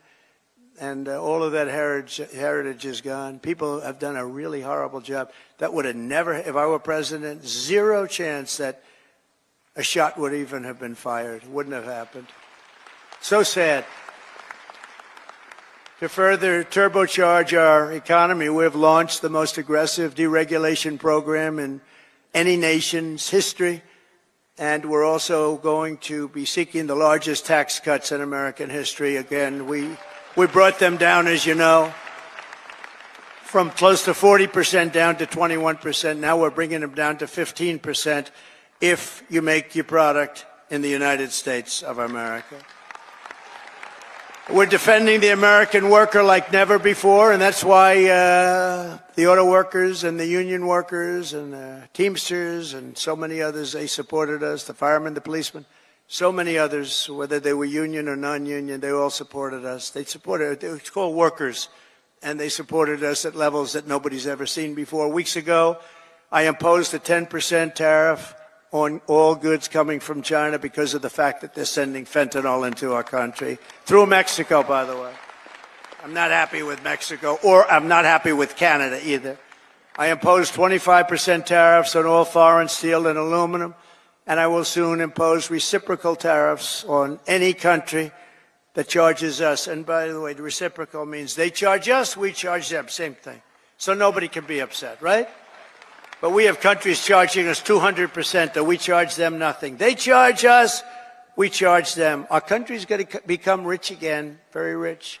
I always say it's my favorite word in the dictionary.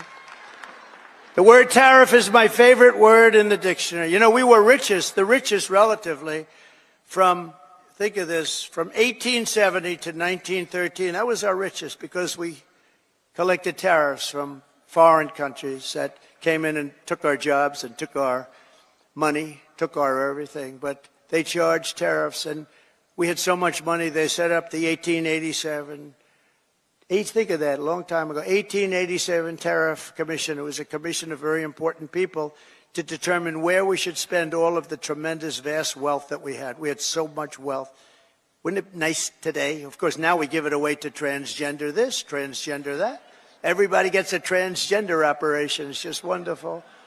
No, we give it away like to crazy things. But in those days, it was different. It was a different world. It was a different country. But we were very rich because of tariffs. And I get myself in trouble because I say that tariff is my favorite word. And the fake news went crazy. What about God? What about wife and family? What about love? I said, okay, tariff is now my 4th favorite word. I got myself into a lot of trouble with that. You can't believe it. I said, tariff is my favorite word in the dictionary, and I got killed by the fake news. So I say now, it doesn't sound good. Tariff, it's my 4th favorite word. I go, tariff is my 4th favorite word. It sounds so terrible, but this way I'm free. I write free, you know. I don't get clobbered by the fake news. Tariffs are also a powerful tool of diplomacy, and all around the world are moving quickly to bring back peace through strength. We have the greatest, you know, I rebuilt our entire military in the first term. We left a lot of it, although a lot of it, but very small relatively, in Afghanistan. The Taliban has it. You know, they have their parade every year where they take our military vehicles and run them up some little street, and like it's their form of a military parade, and it makes me angry when I see that.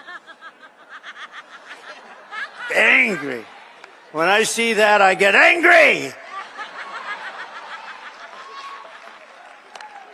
You know, we give them, I don't think anyone knows this, we give Afghanistan about $2 or $2.5 billion a year. Do you know that? For aid. Aid. We need aid ourselves. And I'm going to go back, and I told them yesterday, I want to look at it, but if we're going to give them money, it's okay. But I want them to give us back our military equipment that they have. They're selling it. Doug, would you take that, please? All right? Write something up. No, I want them to give back. If we're going to give them that kind of money, let them give back the military equipment, which they have. Where they have tanks and trucks and guns and goggles. They have goggles. They have night goggles, better than we have. Brand new right out of the box. It's unbelievable. So I want to do that, and I want if we're going to pay them, I want to get that equipment back, okay? Doug can do it. He's one of the guys. He's a business guy. To him, he's sitting there saying, how the hell did this ever happen, right? Can you believe it? We give them billions of dollars, and we gave them our military equipment. Just tremendous numbers of billions of dollars worth of military, billions and billions. We have a ceasefire in Gaza, and we're joined today by several survivors of the captivity under Hamas, including Noah Argamani and Ilana Gretufsky. Wow, look at that, how beautiful. What a beautiful group of people. Wow, thank you very much.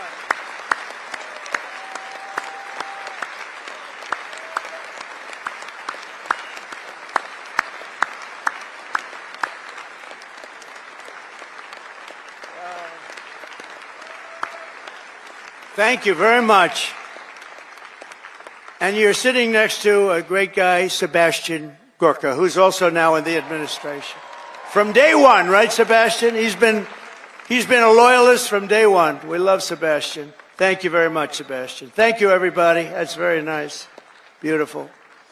We're going to make it work somehow, you know. We're doing the best we can. We started, it should have never happened. That's the sad part. Would have never happened. If I were president, and I should have been, if I were president, it would have never happened. But it did, so we're doing the best we can with it. Thank you very much. Thank you. Also with us are family members of some individuals who are still hostages, and we will not rest until all of the hostages have been returned back home. Some of them are coming home in very bad condition, and some of them are coming home only as bodies. They're dead. We have a lot of them coming home now. They're dead. And these are largely young people. Young people don't die. Young people are young people. They don't die like this, but they're dead. And the parents come to me and they say, please, sir, could you get my son back? How old is he? Sir, my son is dead. It's important, just as important as if that son were alive, to get the body back. It's amazing, actually. Amazing. Just as important.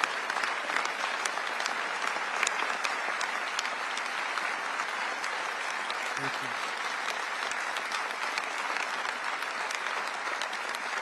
Thank you. It's amazing, though, the parents. The parents are strong. I mean, look, strong. What does strong mean? Strong is their life is ruined. Really, it's ruined. I see the people. But they come up to me, and it's so important to get the body back. They know. And some are not sure. They're 80% sure he's dead or she's dead. But they have that little glimmer of hope, and I say, let them have that hope, right? Let them have that hope. But getting the body back is just as important as getting the son back healthy or the daughter back healthy. It's amazing to see when I see the level of intensity and love and sorrow and tragedy. As I said in my inaugural address, it's my hope that my greatest legacy will be as a peacemaker, not a conqueror. I don't want to be a conqueror.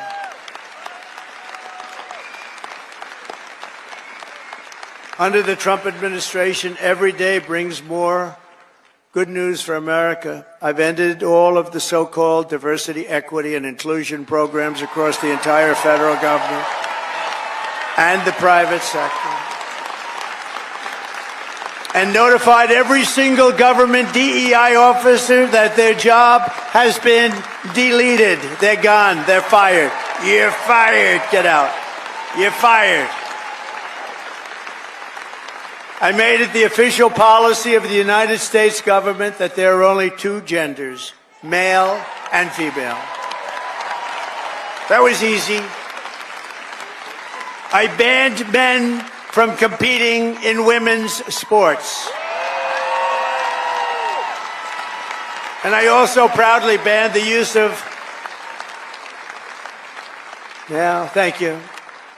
We banned the use of puberty blockers, hormone injections, and other chemical and surgical mutilation of your youth. Could you imagine making a speech like this 10 years ago? People would say, what the hell is he talking about, right? This is a sickness that came along with critical race theory and all of the other things that we had to put up with. And it's all out now, critical race theory and transgender insanity. It's all gone from our schools and from our military. And I believe it's gone, too. I think we've turned the heads of even the people that, if you can believe they're believers, I don't know if they were, but I believe that it's all gone. And I've directed the reinstatement of any service member who was expelled from the armed forces due to the COVID vaccine mandate. They will be returned to their former rank with full back pay. Full back pay.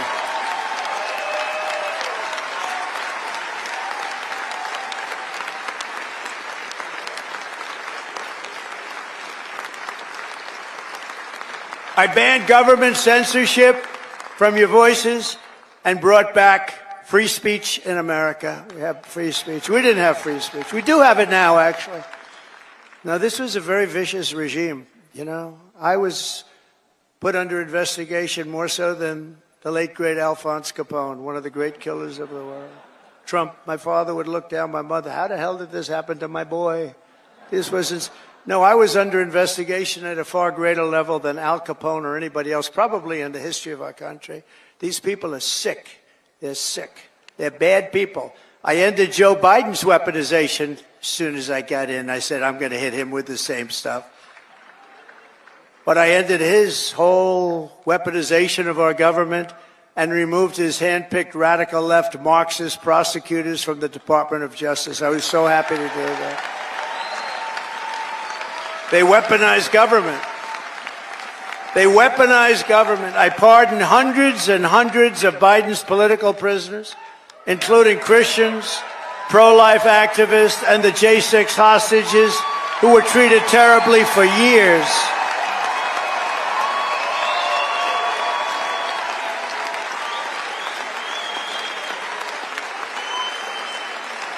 We even got rid of people like Pete Buttigieg, who did the worst job of anybody in the history of transportation. What a bunch of losers. I revoked the security clearances of Anthony Blinken, Jake Sullivan, John Brennan, James Clapper, and every non-patriot who lied to cover up Hunter Biden's laptop from hell. We took away their security clearances. And they're not allowed to enter any government building either. I also revoked Joe Biden's security clearances, the Biden crime family security clearances, and they'll no longer be allowed to access state secrets while selling themselves all around the world. Oh, well. Now, these were bad people. These were bad people. And I do that because this should never be allowed to happen again. What happened to me in this administration, what happened on J6, what happened on all of the things they did that were so bad, should never, ever be allowed to happen again. And on a friendlier note, I renamed the Gulf of Mexico the Gulf of America.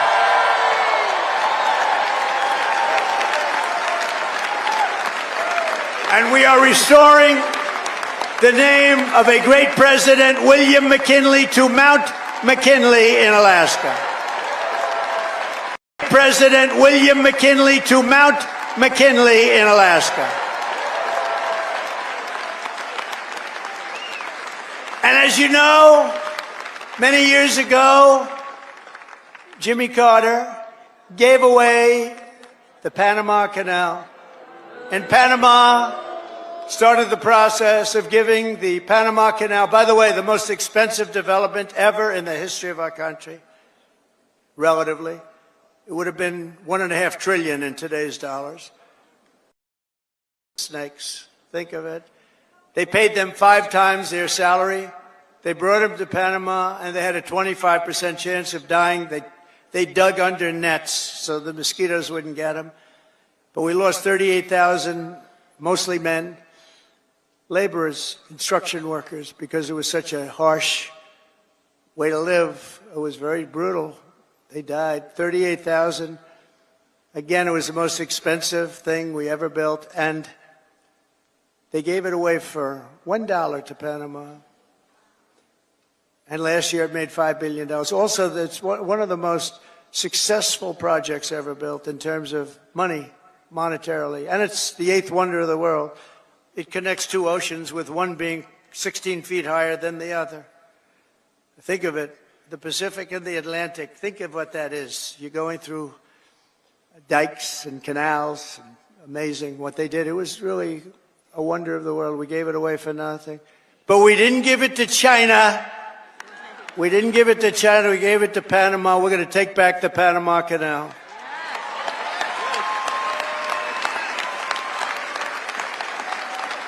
In a matter of weeks, we have restored America's pride, America's confidence, and America's spirit. According to a brand new poll from Rasmussen, the number of Americans who believe we are on the right track now exceeds the number who think we're on the wrong track. This is the first time in 23 years. That's hard to believe. And we had one poll where we're at 81% right track, wrong track. I guess it depends on who, but that one poll, because Rasmussen's been a good poll, first time in over 20 years that we've had a positive number on that. That's great. That's great. November 5th, 2024 will go down as one of the most important days in the history of our country. I'm pointing to Mike Lindell. That man suffered. That man suffered. The FBI thugs went up to him and they took away everything he had. He suffered. And Mrs. Lindell,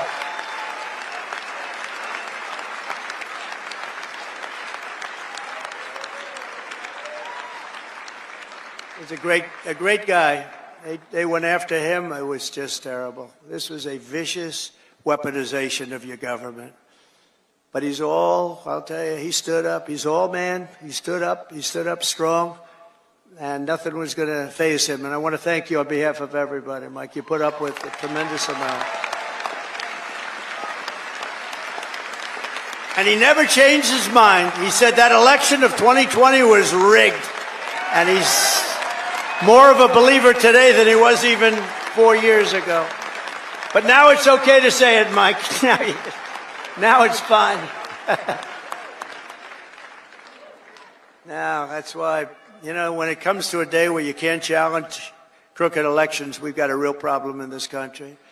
And as of January 20th, 2025, the dark days of high taxes, crushing regulations, rampant inflation, flagrant corruption, government weaponization, and total incompetence, those days are over. They're over.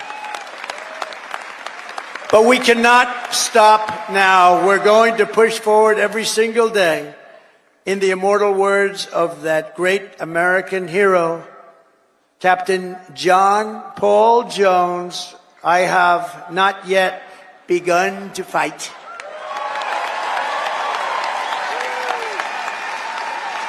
And neither have you.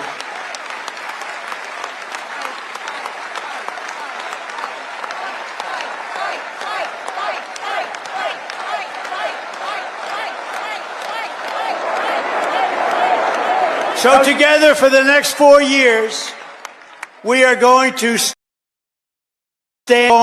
work hard. We are going to fight, and win, win, win.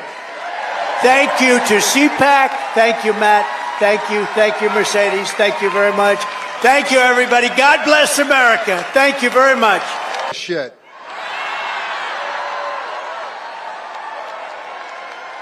Don't care. The media in the back room, I'm sure I'll be reading a lot of hit pieces on me tomorrow. I don't give a shit what you think about me.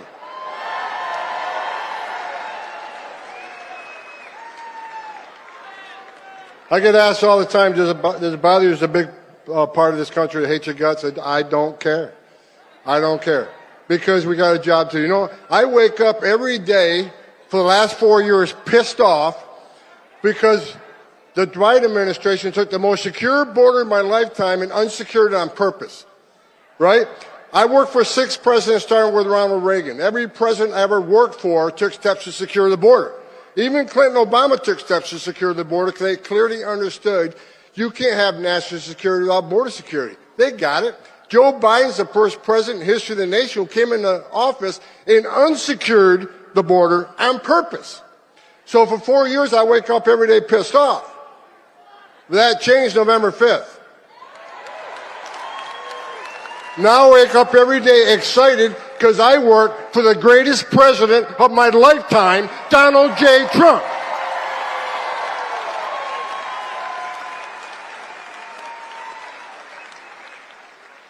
For 4 years, we had over 10.5 million illegal aliens at our border. They released nearly 8 million into the country illegally. We had a 600% increase in sex trafficking in women and children. We had a record number of known suspected terrorists and people on the terrorist watch list crossing the border. Under Trump, we had 14 in 4 years. Under Joe Biden, just shy of 400. Think about that for a moment. What Joe Biden did to our border was create the most significant public safety and national security vulnerability in this nation's history. But guess what? We got one badass president now who's going to come in and is going to take care of this border.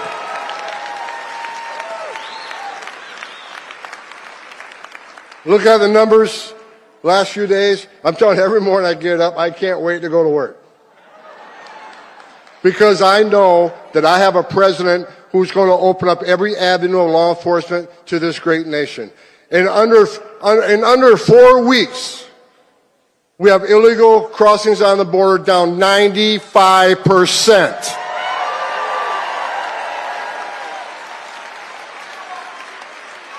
I remember when the president called me and said, I remember he called me when he brought me, this is the second time I came out of retirement for this man. So he called me, I was the first guy he called, and he says, okay, this is how the phone call went. I picked up one, I see POTUS on my cell phone, so I know it was Trump. He says, all right, Tom, you've been bitching about it 4 years, you want to come fix it? And I didn't hesitate. I said, I'll come back and I'll do it for free. I'm so pissed off. You don't have to pay me.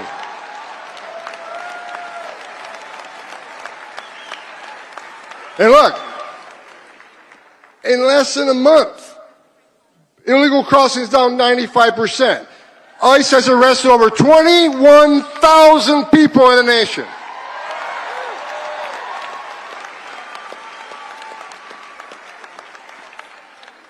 Gotaways. Under President Biden, the gotaways, 2.2 million people crossed the border, weren't arrested because the border patrol was too busy making sandwiches, changing diapers, making baby formula, making hospital runs, dealing with humanitarian crisis. 2.2 million people crossed the border and weren't apprehended, weren't fingerprinted. We had about 1,800 a day in 2023. You know how many had yesterday? 48.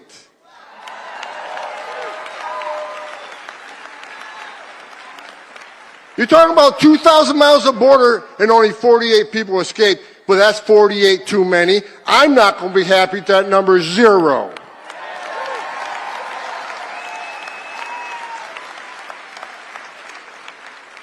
Now we're getting a question, well, you said you're going to concentrate on public safety threats and national security threats, but you arrested non-criminals. Yeah, damn right we did. Because you're in the country illegally, which happens to be a violation of our law. Entering this country illegally is a crime, and we're not going to forgive it.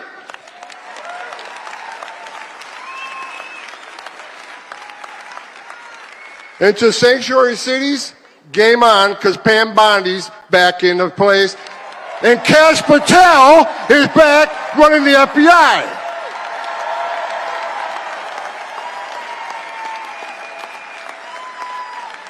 President Trump brought together one hell of a team, and every time I see one of these people get nominated and take their oath for office, I just get that much more excited. I'm afraid I'm going to have a heart attack one of these days because it just keeps getting better. Sanctuary cities are a sanctuary for criminals. I've read all these stories this week. Tom Homan insulted AOC. Well, look, it's not an insult if it's true.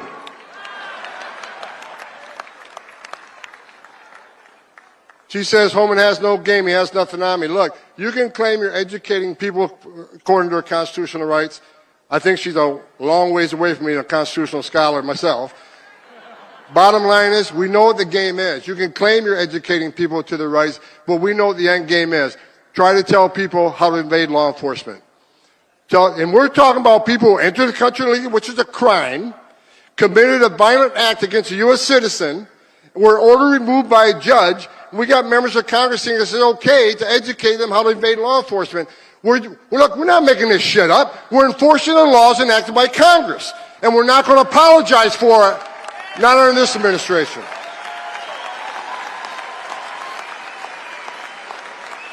We got great governors out there. Governor Pritzker, you ain't one of them.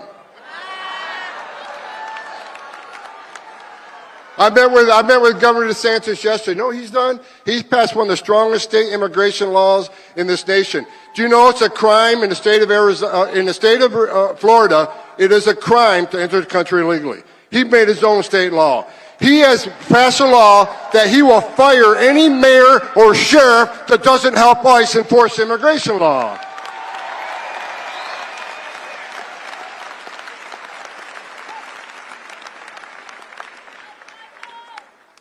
The men and women of the Border Patrol, I love each and every one of you wearing that green uniform. You're the finest 1% this country has.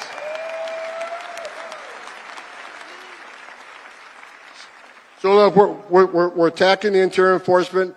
For those who don't think those numbers are enough, I don't either. If you haven't seen, I'm happy with the numbers, but I'm not going to be satisfied until every criminal alien gang member, every criminal alien, every Trend-Agua is eradicated from this country and send their ass to Gitmo where they belong.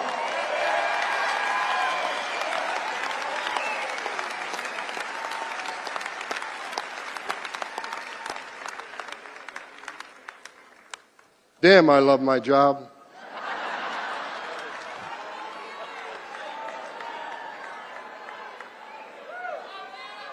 We got, and look, I already said we got the border locked down, crossing down 95%. We've already arrested 21, just above 21,000, and we're going to double the workforce. We're going to add more. We're going to add more targeting. We're going to add more teams.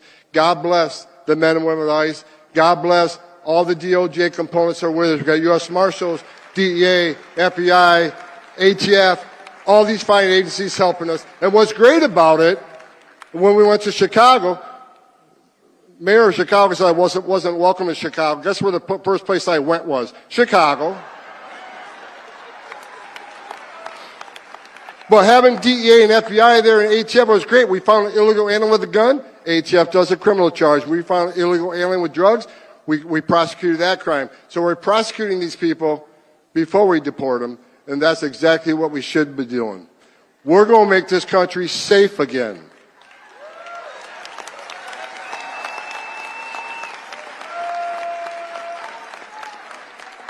The third rail, when President Trump told me, he said, Holman, secure the border, run the biggest deportation operation this country's ever seen, and find over 300,000 missing children that were sex trafficked or forced labor trafficking in this country. And we're looking for them. And we're going to save children.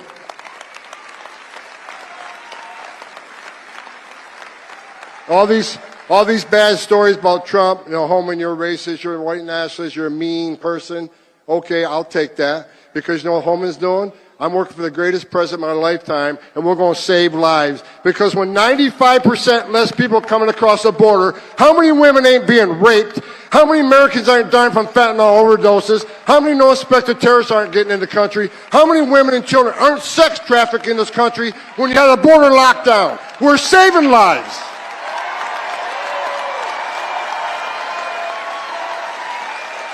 That's right. Stand up. President Trump's getting ready to come on stage.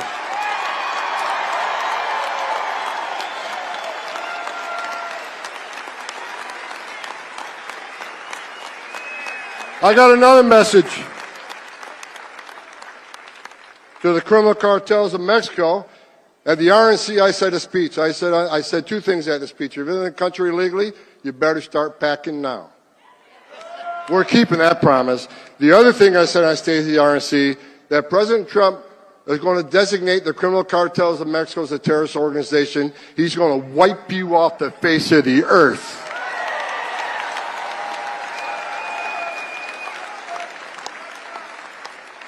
After I said that, of course, I got numerous death threats. They've doubled the size of my security detail because all the cartels want to take Homa now. Well, I'll tell you what, come get some.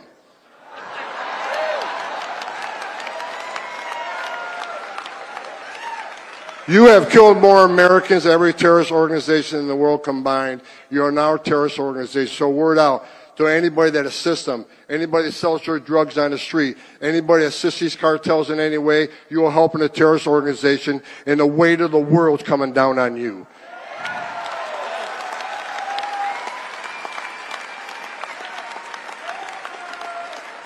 I read a story last night, the police commissioner of Boston. You said you doubled down on not helping the law enforcement officers of ICE. I'm coming to Boston. I'm bringing hell with me.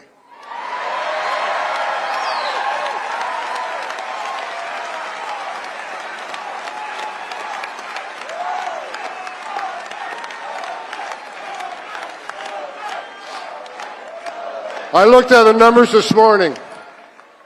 I stopped counting at 9. 9 child rapists that were in jail in Massachusetts, but rather than honoring an ICE detainer, released them back into the street. You're not a police commissioner. Take that badge off you.